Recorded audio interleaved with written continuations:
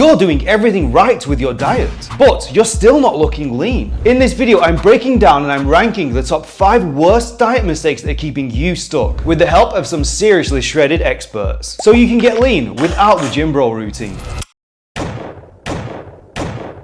And first up, we've got Coach Greg. And we're ranking all these experts' diet mistakes. From the worst mistake possible, catastrophic for your progress, to not a mistake at all, ignore the BS. And yeah, you guessed it, Greg's about to yell at us. You'll see. Why do you think, that's right, you, how come you think that you're so special? Told you, it's like a personal attack. But here's the question. Is this the kind of pep talk that we need to get through a fitness journey? Or is this some kind of reverse psychology trick?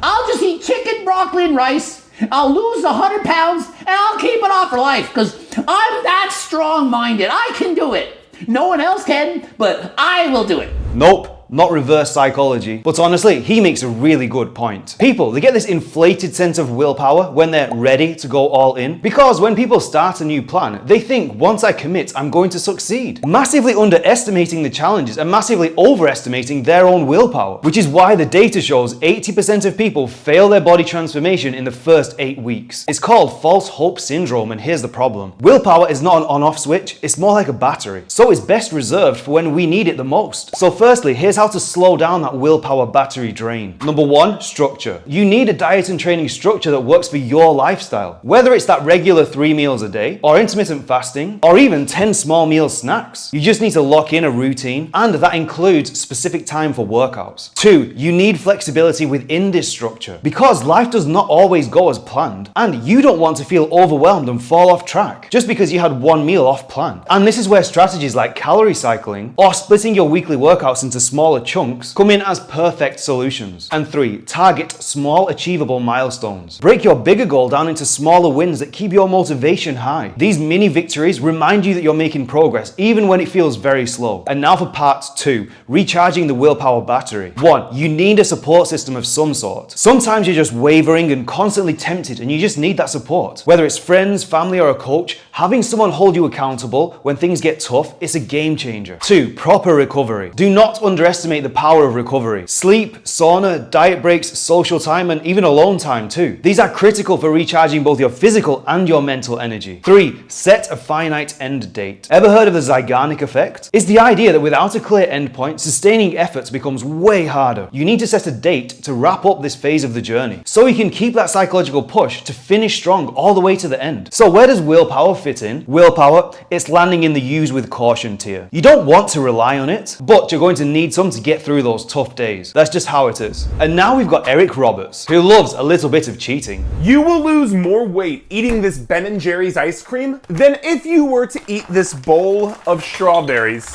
And I think we both know what he's going to say next. That whole no bad foods, treats in moderation speech. A few days later, you still have a craving for the ice cream. You binge on it, effectively ruining all of your weight loss progress. This BS telling us we're going to binge no matter what, it drives me nuts. You know what makes people binge, Eric? That first spoonful. I worked as a food scientist in this industry, and if you think you can override your brain's nuclear pleasure response to that first bite, you're kidding yourself. So what's Eric's solution? So what's the fix? Just eat the damn ice cream. Yeah, so don't eat the damn ice cream every time you want some. Here's the real solution that people who have actually worked with real clients understand. Dieting is not a forever plan, it's a temporary phase. The food you eat to get lean is not the same food you're going to be eating to maintain your physique. So stop pretending that ice cream every day when you're trying to get lean is a good idea. It's like trying to run a marathon with your shoelaces untied. Every few minutes you'll trip, you'll fall flat, and you'll have to pick yourself up and restart. Why trip yourself up every few days, making this process way harder than it needs to be? You see, 1 pint of Ben & Jerry's most popular flavor half-baked is 1,110 calories. For most people, that's 2 to 3 days of being in a calorie deficit, wiped out in just one cheat meal. And do that just twice a week on different snacks because Eric said eat the damn ice cream. And guess what? You're not losing any weight because you've wiped out your total weekly calorie deficit. Instead, focus on tasty low-calorie, high-protein versions of the foods you love, like this popcorn chicken, or a high-protein Ninja Creamy ice cream. And then once you're maintaining, and your body isn't fighting for every every calorie, you can gradually build those hyperpalatable foods back in. And if you want more recipes like this to easily get lean, I've got you covered. My free do-it-yourself program linked below. 60 ways in 60 days to get lean without the gym bro routine. Eric, my man, this is a big mistake. And these indulgent cheats, they have to go in the avoid when possible tier. Not quite catastrophic because the damage is reversible, but it's still not far off.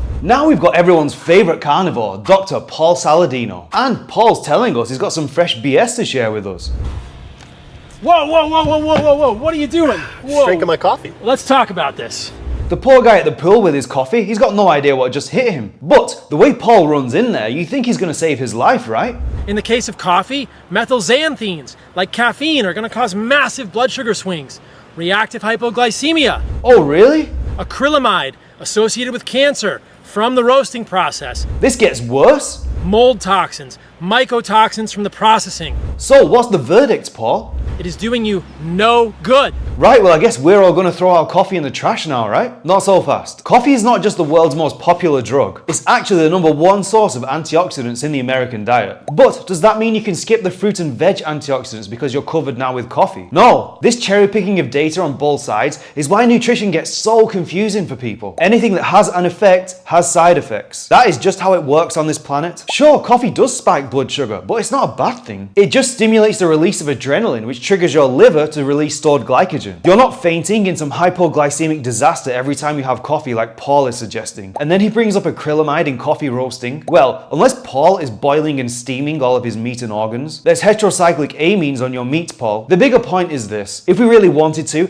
we can find a problem with anything that has an effect. But fear-mongering in nutrition doesn't help anyone. It leaves people stuck, paralyzed, and not making any changes. Now, I'm not saying what Paul is saying is completely false, but instead of looking at things in absolutes, this is bad and this is good, we need to look at the magnitude of the effects, weigh up the trade-offs, and experiment to see what works best for our body whilst monitoring our health markers. Paul's fear-mongering, it blows these minor issues way out of proportion. So, Paul's coffee rant is going straight into the ignore the BS tier. Let us have our coffee, Paul. You can stick to drinking freshly squeezed warm blood for breakfast right over there. And if you're new here, my name is Tim. I'm a food scientist and personal trainer, now based in Austin, Texas. I specialize in helping guys hit 10% body fat without letting fitness take over their lives. So subscribe for more, or if you're interested in one-to-one coaching, go to my website. Next up, we've got the omnipresent source of health advice on the internet, Healthline, with a video on tracking your food. Number 2, not tracking what you eat in any way. Eating nutritious foods is a great weight loss strategy.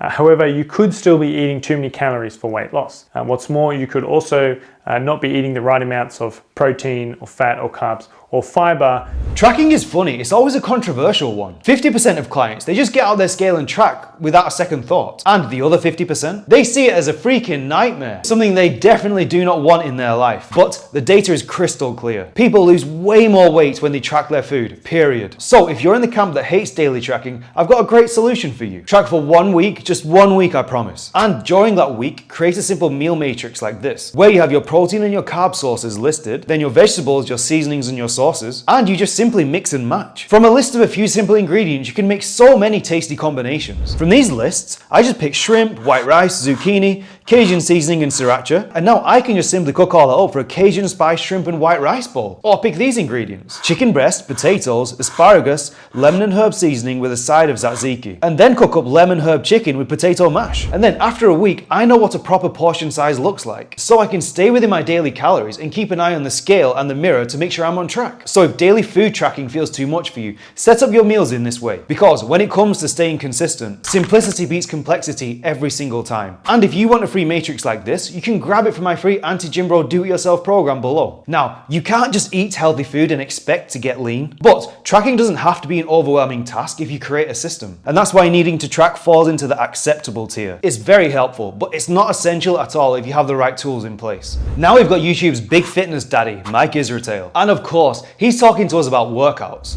Not enough protein and or weights. A lot of people will do a fat loss diet, but it's really a weight loss diet or a tissue loss diet.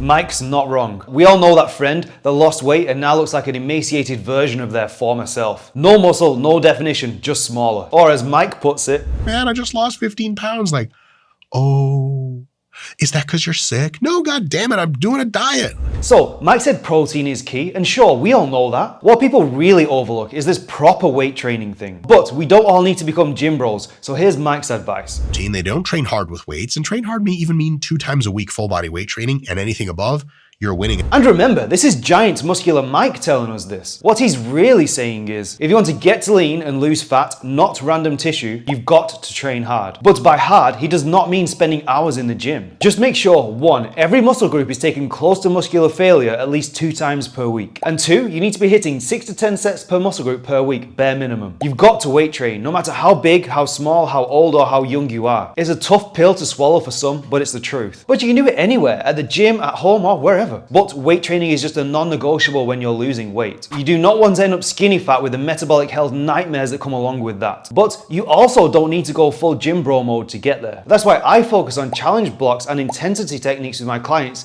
to keep things interesting. You can easily ramp up the intensity for a workout by using things like mechanical advantage sets, going from harder versions to easier versions of exercises as you fatigue, like starting with plyo push-ups, then moving to knuckle push-ups, then incline push-ups, and finally wall push-ups when you're absolutely fried.